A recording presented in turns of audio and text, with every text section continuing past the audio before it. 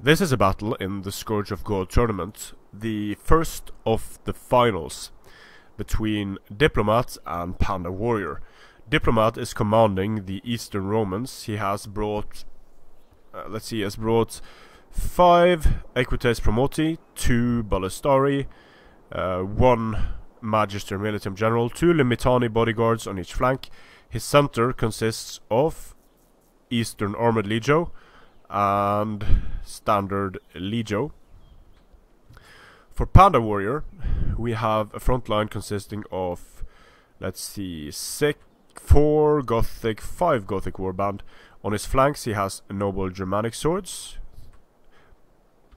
and he has some Germanic pikes to screen his cavalry, 2 Germanic horse, Germanic lancers, more Germanic horse, and this is quite a nice build for Panda Warrior. The Germanic horse and the Germanic lancers are super cost-effective units. The same is true for the Gothic Warband and the noble Germanic swords. Noble Germanic swords are tanky units. They can do very well in shield wall, while these, the Gothic Warband just rushes in and kills shit with their 57 charge bonus. There aren't many infantry units in the game that like getting charged by Gothic Warband. The damage potential they have is astounding for their price. So if you compare the charge stats of those guys to the Legio 1 charge bonus, and for the Eastern Armored Legio we have, 15 charge bonus, 62 armor though, and that's where the Romans take it. The Gothic Warband only has 25 armor, but with 57 melee attack and 57 charge bonus, offensively they are super dangerous to the Romans. So Panda moving up on the flanks with his Germanic horse and his pikes in close support. He has nothing to fear really from the Roman center, so he can just move up and engage at will there. The thing he needs to be careful about is getting his front line charged by cavalry. That is also true for Diplomat's army, of course. The one who gets the best charges off here with cavalry is going to do very well, because the thing is that, let's say that these Equites Promoti charge here, and the cavalry of Panda Warrior tries to respond. The cavalry of Panda is going to have a hard time moving through the backs of their own unit.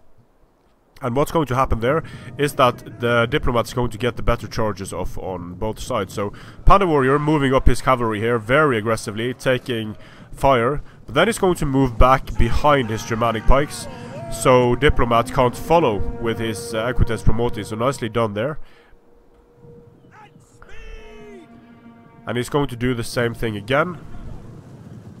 But this is going to allow him to get a good charge against unbraced Limitani bodyguards and get into the Eastern Armored Legio. So nice move there by Panda Warrior, getting in, doing a lot of damage to the flanks of Diplomat. He also lost quite a bit of cavalry though, but he is able to pull back behind his pikes. So this is very nice use of both pikes and cavalry together. To be fair, you probably shouldn't be able to withdraw through a pike wall with cavalry, but that's how it goes. And here we have a very nice charge against Eastern Armored Legio. Even though Eastern Armored Legio has massive armor, the Germanic Lancers will destroy them. And the follow-up with noble Germanic swords is going to be so deadly. Panda Warrior getting his Germanic pikes into the fight, just as his Germanic horsemen shatter. Here we have another good cavalry charge from Panda Warrior into the flanks of these Legio. And just overloading the flanks of Diplomat here is Panda Warrior. These pikes doing weird stuff. Pikes do weird stuff, that's what they do. Here comes the noble Germanic swords in again against the Legio. The Legio is losing decisively. Another charge here into the moving Legio. Very depleted, this Germanic Lancer unit, but it's going to get some nice kills against the Legio before it gets wrecked by the Equites Promoti. In the center, Germanic Lancers once again getting the better charge is Panda Warrior, being super aggressive with his cavalry here, and it looks like Diplomat wanted to go in, but he just stopped. So on the flanks here, Panda is overpowering Diplomat, and in the center as well, his Gothic Warband, they're going to do very well here against the unit of Rome. Germanic Horse charging into Legio. Legio are not going to like that much at all. Same story over here.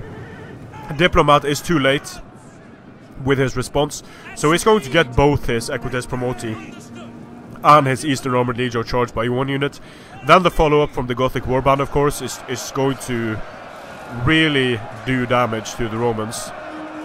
And look at the kills on the Gothic Warband here. It's very impressive how much damage these guys can do when they are charging in. So the army of Diplomat is quickly falling apart here. He was outmatched in both infantry and cavalry, and his skirmishers, although they are still on the field, he's not using flaming shot or barrage, I think, on his units, which limits their usefulness against enemy cavalry. So he has been able to win here against the Germanic horsemen. But in the center and on the flanks, Diplomat is getting completely surrounded by the Gothic units of Panda. So it's only a matter of time before the Ballistari get charged. And that's it. We are losing our advantage. GG, close defeat. Let's have a look at the kills here. Yeah, so basically nothing did well on the side of Diplomat. Panda's cavalry didn't do an amazing job either, but he managed to get kills on most of his infantry units and get the better charges off, which in the end gave him the victory with his Ostrogoths. So this is a best of 3. Panda Warrior needs to win 2 battles to win. The same does Diplomat. Strength and honor. Well, sorry, Panda Warrior needs to win 1 battle more to win. He needs to win 2 in total, since this is a best of 3. Strength and honor.